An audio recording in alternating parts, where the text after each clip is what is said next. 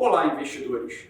Eu sou Juliano Vianello e, continuando o nosso curso sobre investimentos em ações, faremos uma entrevista com um gestor de fundo de investimentos em ações para que ele compartilhe conosco a sua visão de elementos imprescindíveis para o investimento nessa modalidade. Para isso, convidamos Camilo Marco Antônio, sócio fundador da Charles River Capital e gestor da Charles River FIA, um fundo de investimentos em ações com rating 5 estrelas da Morningstar e que tem gerado retornos expressivos nos últimos anos, acima do Ibovespa e de outros fundos de investimento em ações do mercado. Olá, Camilo, como você está? Tudo bem, Juliano? Obrigado pelo convite. Vai ser um prazer aqui a gente bater esse papo, tentar contribuir aí com vocês investidores, passando um pouco aqui da visão de um gestor de fundo sobre o processo de investimento. Obrigado pela sua participação e disponibilidade de compartilhar conosco seus preciosos conhecimentos. Camilo, para começar, para que o pessoal conheça um pouco mais sobre você, conte-nos um pouco mais sobre a sua trajetória, a sua história, um pouco mais sobre você.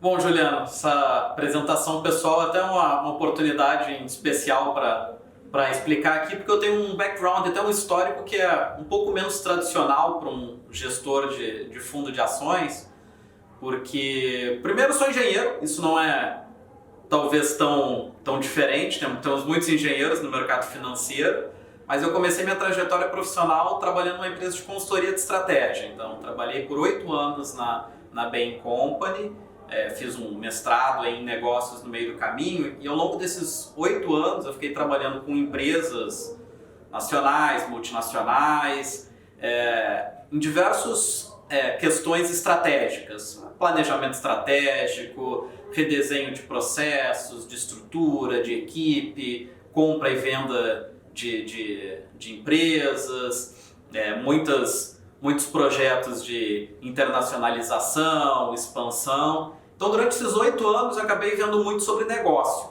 E essa minha visão de negócios, acredito que trouxe até um elemento aí diferente para mim como gestor, que é ter uma visão das empresas, ainda mais exatamente com essa visão de negócio e menos somente como um papel, um ativo financeiro. Papel até força de expressão, né? Porque não existe mais papel hoje. Hoje é tudo eletrônico, mas menos como um bit, mais como uma coisa real, do mundo real, que no final das contas aí a gente vai falar bastante sobre isso. O investimento é um investimento num ativo, pelo menos na nossa visão que a gente vê investimento.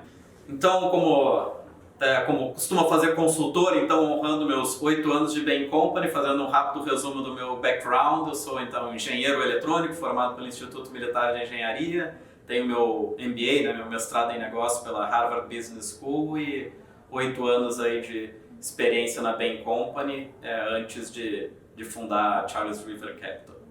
A gente ouvindo um pouco da sua trajetória na consultoria, em Harvard, mais uma vez queria enfatizar o prazer que nós temos aqui de estar ouvindo seus preciosos conhecimentos aí em investimentos em ações. E aproveitando que você comentou sobre Charles River Capital, então eu gostaria que você falasse um pouquinho mais sobre a história da criação dessa empresa.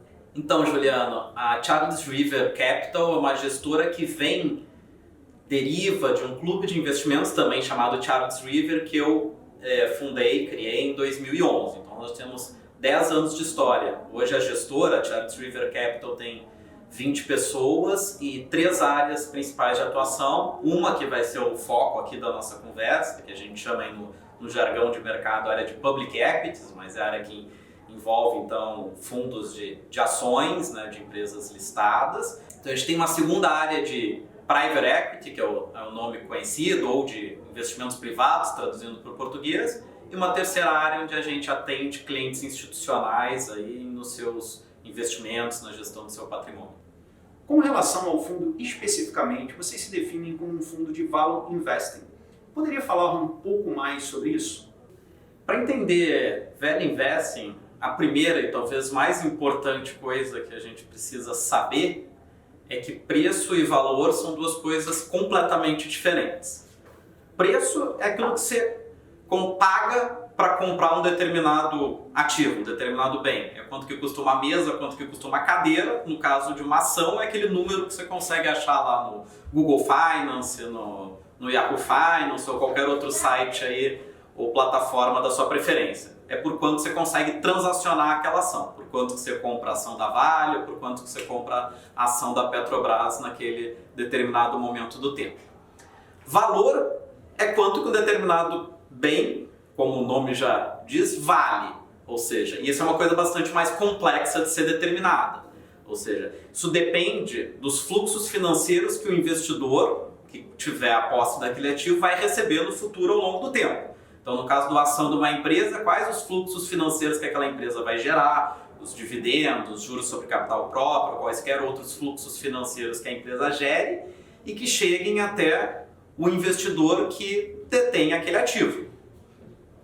Então, para você conseguir executar o Value Investing, para você ser o Value Investor, uma coisa que naturalmente é fundamental, você tem que saber o preço e o valor. Como a gente falou, o preço é fácil, o preço você acha em qualquer lugar. A questão é como você determina o valor. Então, para isso você precisa ter uma análise fundamentalista, ou seja, você precisa conhecer muito bem aquela empresa para que você consiga fazer uma determinação razoável, uma estimativa razoável, em geral conservadora, do valor daquele ativo.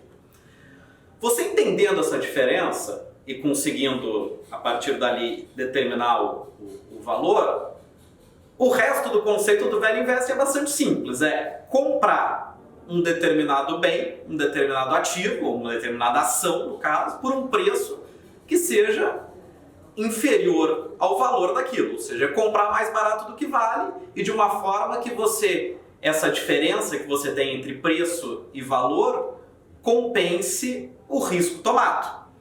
Então, essa diferença entre preço e valor, esse desconto que existe para o valor que o preço tem em relação ao valor é conhecido como margem de segurança. Os value investors compram ativos com margem de segurança grande o suficiente, como eu falei, para compensar o risco que está implícito naquele ativo, naquela ação que você está comprando. Ainda sobre Value Investing, por que vocês optaram por essa estratégia? Bom, Juliana, a primeira coisa que eu queria deixar assim, também claro, esclarecer, né, que não penso que o Value Investing seja a única maneira de ser um investidor de sucesso. Acho que tem outros investidores ao longo da história que usaram outras estratégias, ou usam e também tem bastante sucesso. Agora, é um fato que Value Investing talvez seja a escola de investimento com maior consistência de resultados ao longo do tempo. Tem uma série de investidores de Value Investors que fizeram sucesso, fizeram e fazem sucesso, alguns nomes muito conhecidos, como o próprio Benjamin Graham, que foi o fundador da escola de Value Investing, considerado o fundador da escola de Value Investing, Warren Buffett, que é talvez ainda mais famoso, Seth Klarman, né? O Joe Greenblatt. Então nós temos um histórico grande e uma filosofia de investimento que tem bases bastante sólidas. Agora, é claro que para você ter sucesso como investidor, não só como investidor, para você conseguir executar alguma coisa com sucesso, você precisa naturalmente acreditar naquilo e ter uma maneira de pensar alinhada. E eu digo que, acho que de certa forma, eu já era um velho investor de coração, ou de razão, talvez a gente esteja falando de cérebro. Mas a gente vai falar mais de emoção na frente, então de coração não está tão longe, mas depois a gente entra mais lá.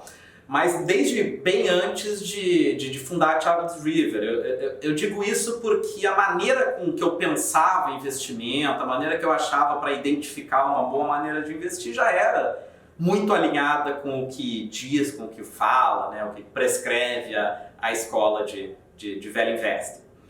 Agora, evidentemente, uma empresa, a gente já falou, a gente foi uma empresa com 10 anos de história, com 20 pessoas, não se faz com uma pessoa só, fui fundador, mas naturalmente para a gente conseguir executar com sucesso ao longo do tempo, foi necessário a gente criar a Charles River, a empresa, e ter uma cultura bem definida, ter uma equipe qualificada e alinhada com essa forma de pensar, com o Value Investing, e processos bem formados, bem estabelecidos para evitar os riscos que vêm aí e ter processos bem estabelecidos para evitar os riscos mais comuns aos investidores e também alavancar as próprias fortalezas que vêm da escola, da filosofia do Value Investing. Com base na sua resposta, Camilo, e olhando a performance da fundo de investimentos e ações da Charles River Capital, a gente observa que a escolha pelo Value Investing foi uma excelente escolha. Enquanto o Ibovespa teve uma performance, uma rentabilidade de 87% aproximadamente nos últimos 10 anos, o Charles River FIA, o Fundo de Investimento em Ações da Charles River, teve uma performance, um retorno nesses últimos 10 anos de 606%, muito acima da performance do Ibovespa. Uma dialética interessante entre as escolas, as filosofias, as estratégias de investimento é as opções entre Value Investing e Growth Investing. Queria que você explicasse para a gente como você enxerga essas duas escolas. A diferenciação entre Value Investing e Growth Investing é mais como um framework criado pela indústria de investimentos para classificar, botar em caixinhas diferentes tipos de investidores. Então, Growth Investing, um investimento em crescimento, seria investir naquelas ações que crescem mais, que crescem as receitas mais, crescem os lucros mais. Enquanto Value Investing seria se investir naquelas empresas, usualmente atribuído como investir naquelas empresas que crescem menos, mas ao mesmo tempo tem múltiplos mais baixos, ou seja, a relação preço sobre lucro é mais baixa, a relação do valor da empresa com o EBITDA é mais baixa. A maneira que a gente enxerga isso, que eu enxergo particularmente, isso é um pouco diferente, foge um pouco dessa definição. Por exemplo, nós nos classificamos como Value Investors. Como a gente estava falando lá, como que a gente entende Value Investing? Entende como comprar empresas cujo preço esteja abaixo do valor justo, que a gente atribui como valor justo.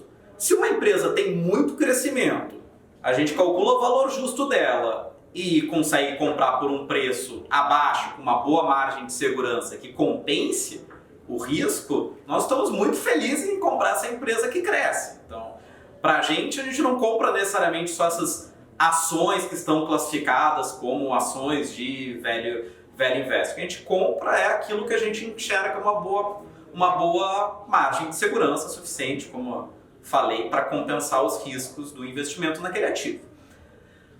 Sim, para dizer, dito isso, assim, para dizer que não tem nenhuma relação com esse frame, com essa maneira de definir, até tem. A gente acaba comprando, os Value Investors acabam comprando menos essas ações que são classificadas como growth, ou como crescimento, ações de crescimento. Por que isso? Não porque tenha qualquer regra no Value Investing que diga que você não deve comprar empresas que crescem, mas porque essas empresas que crescem muitas vezes atraem a atenção de muito mais investidores, de um público muito mais amplo, e essa atração que elas geram faz com que muitas vezes elas negociem com preços altos acima do valor intrínseco. E aí sim, não existe nenhuma regra fundamental do Value Investing que diz que você não deva comprar ações que cresçam. Mas sim existe uma regra fundamental do Value Investing que diz que você nunca deve pagar acima do valor intrínseco. Então, como essas ações que crescem muitas vezes com uma probabilidade maior negociam acima do valor intrínseco, em geral nas carteiras de Value Investors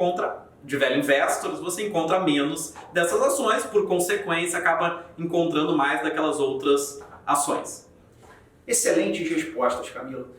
Você enfatizou, que a decisão de investimento, seja do investidor, do gestor, de um fundo de investimento em ações, que esteja usando a estratégia de Value Invest, se baseia bastante na premissa que há uma diferença, que existe uma diferença entre preço da ação e valor da ação.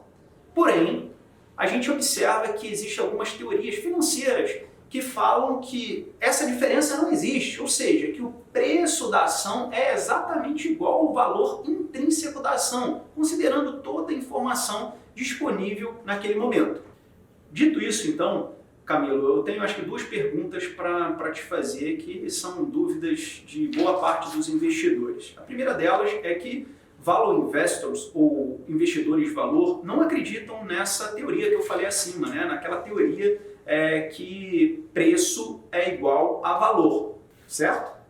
E a segunda pergunta que eu faria e que está relacionada à primeira é que Considerando que existem essas diferenças entre preço e valor de uma ação, valor intrínseco de uma ação, por que existe essa diferença que cria oportunidades de investimento?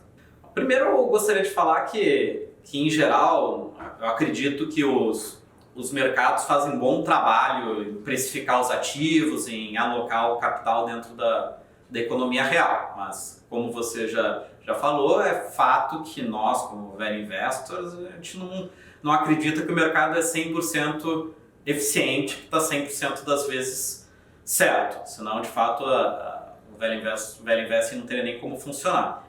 E por que isso acontece? Bom, uma razão fundamental é porque os agentes do mercado são seres humanos. Então, existe na teoria de mercados aí, que você estava citando, mercados eficientes, ela assume que o homem é 100% racional. O termo técnico aí é o homo economicus, ou seja, ele toma decisões de forma 100% racional. Mas tem uma série de pesquisas, de trabalhos que corroboram a nossa visão de que o ser humano não é 100% racional. Inclusive, tem alguns até bastante curiosos. Tem um que mostra que existe uma correlação da performance da bolsa, que em dias que o país perde na Copa do Mundo, no dia seguinte a bolsa vai mal. Então, assim. Tem outro que mostra o contrário, que acho que em dias ensolarados a bolsa vai bem. Então, assim, no final das contas, que o humor do investidor, que é afetado por essas questões externas, como o resultado do futebol ou o clima, afeta a performance da bolsa, sendo que naturalmente são coisas que em termos de valor são totalmente não correlacionadas, ou seja, é uma atuação dos investidores que claramente não se baseia numa lógica 100% racional, mas se baseia em como estão as emoções desses mesmos investidores. Então, Camilo, baseado, né, na sua resposta e tal, muito interessante, né, a gente observa ali que alguns casos, né, como resultado de uma partida de futebol ou o clima, pode até influenciar no desempenho do índice de bolsa de valores, né?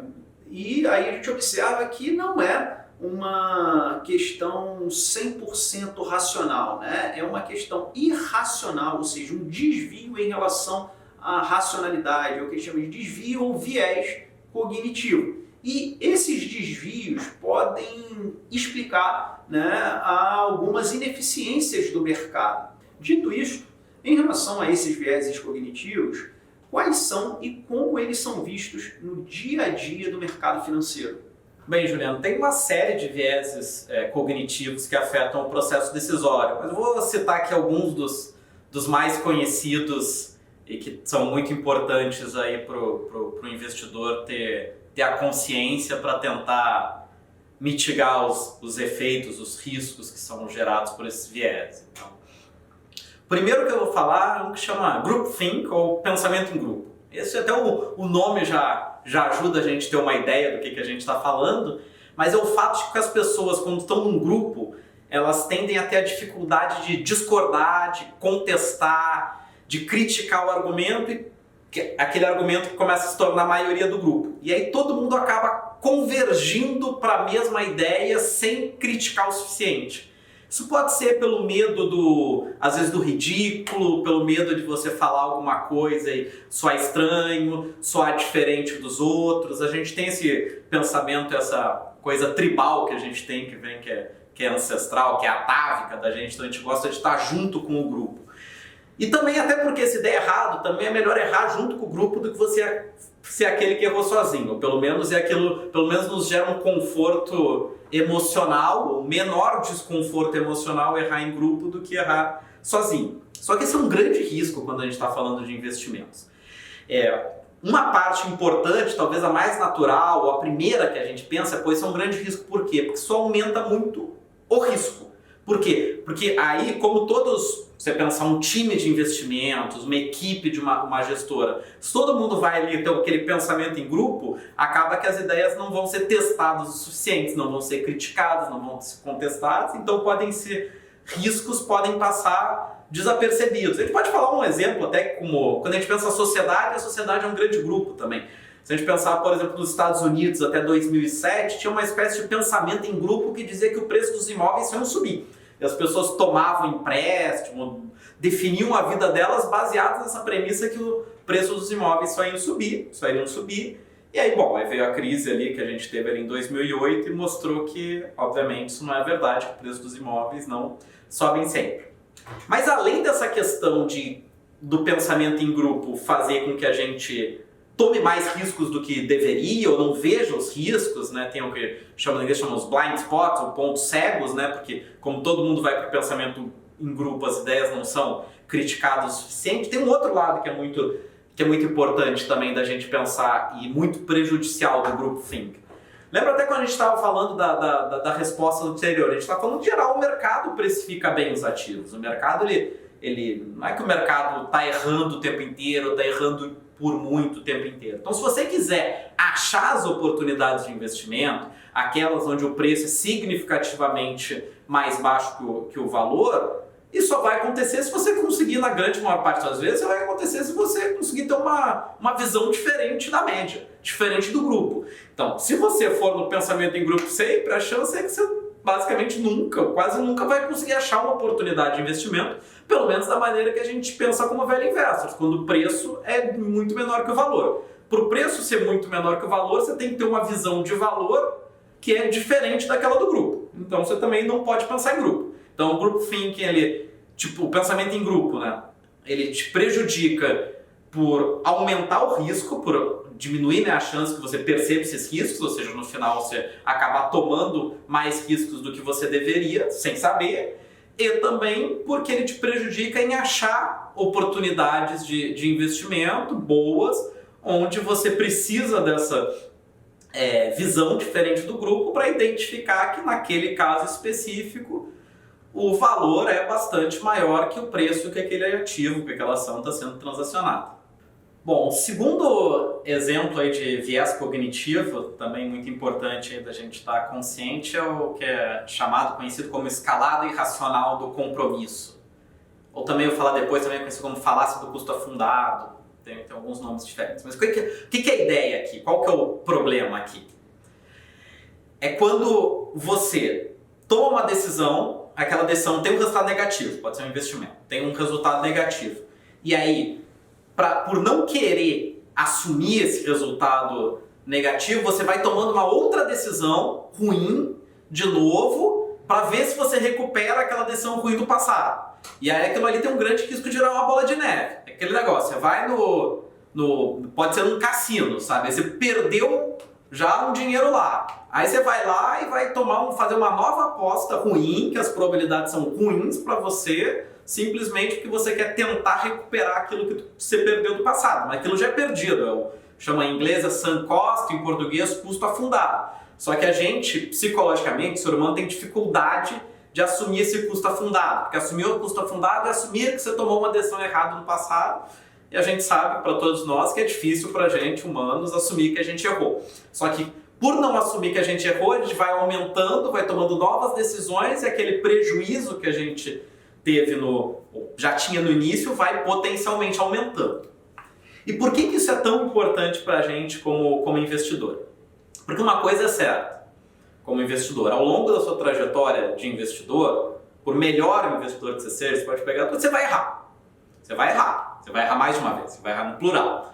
Qual que é o segredo da história? É que você não pode errar grande demais. Você não pode tomar uma perda que coloque todo o resultado dos seus investimentos em risco. E é por isso que você tem que saber exatamente o momento em que você para, o momento que você assume o seu erro.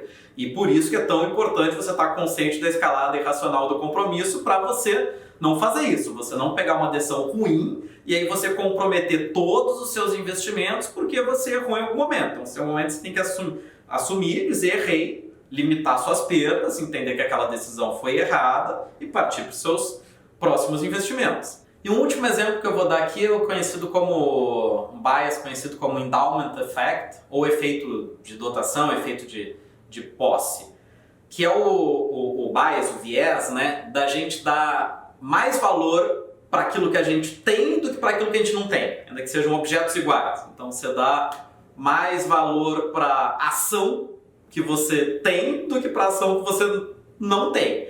Qual que é o risco aqui?